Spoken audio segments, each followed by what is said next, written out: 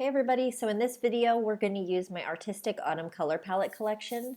No, not my Artistic Autumn. We're going to use my April Flowers color palette collection and to create a nice romantic floral wreath like this. And you can make a wreath like this with my brushes and sell it as clip art, or you could use it in your designs, make a wedding invitation, a quote, what have you. So just to get started, we're going to go over here, and I have a new document, 1200 by 1200, with a new layer, and I have my pattern stamp tool selected.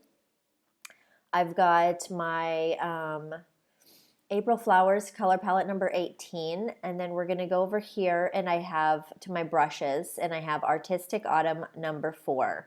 So, and on this one, I'm going to show you one of the tricks that I use, and this is something sometimes I forget. So this is Artistic Autumn brush number 4. It looks fine. It has a really cool blend of colors, but also sometimes I take the flow down, although here it won't really matter, so I won't take the flow down. But this is a tip. Sometimes if you take the flow down, it's going to blend the colors more softer, and it'll give you a more subtle effect. So it's really nice sometimes to use. But in this, I'll just use my full flow. And what I'm going to do is I'm going to just draw a circle, and I won't worry if it's perfect, but we'll get the idea. That looks pretty good. Just a circle. You can put a circle in the background if you need a little guide. I use guides all the time. So I've got my base of my wreath here. And now I'm going to make a new layer. And let's see what we have here. Let's break this down. Next, we have Artistic Autumn brush number 26. And I make some little things like this around the wreath. So we've got a new layer, pattern stamp tool. And I used color palette number 20 on this one. And we are going to look for, what was it? Artistic Autumn 26. Okay, let's scroll down here. Find Artistic Autumn number 26. Perfect. And we're going to just make some little things like this was some foliage going around this wreath here. So just like a real wreath, I don't worry about it being perfect, but you kind of get the idea. That looks good. All right, so we've got enough of that. Now let's make the next layer. That's looking pretty similar. Now we fill in the spots with some blue flowers, and this is I think Romantic English Garden number 24. So let's go over here. Let's get my brush. Romantic English Garden 24. Nope, that's Palm Beach Garden Party. Romantic English Garden 24. Yep, that's good. And we're going to change the color palette to number 21, I believe. That looks pretty, yeah, that looks like it. Yeah, that looks nice. So let's see what we did over here. Okay, I just kind of filled in the gaps and did a similar thing.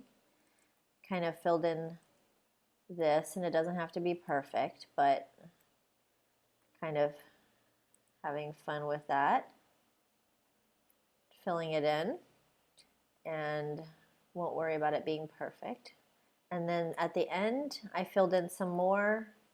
I left some gaps, yeah. And then the last one, I used English Garden number 29. So let's make a new layer. Let's get English Garden brush number 29. And for this one, I think I used like a 23. That looks pretty good. It was a pretty, oh no, it was a little bit lighter, wasn't it? Let's scroll back. Oh, I think I used maybe number 6. Yeah, that's got a nice color to it. Kind of desaturated. And let's see what I did here. And I just kind of filled in some gaps, kind of play around.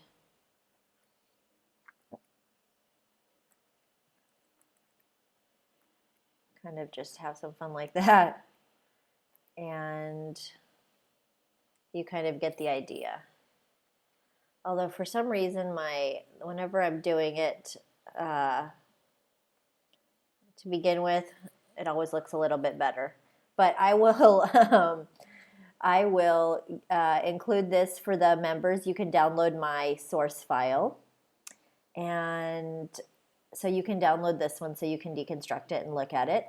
But you get the idea. This one didn't turn out quite so nice, but you can just play around with it. And sometimes, it'll turn out good. Sometimes, whatever, you might have to mess around a bit. But I like how this one turned out better. And I will have this in the blog and social media download. So if you're a member, you can download this, download my source file.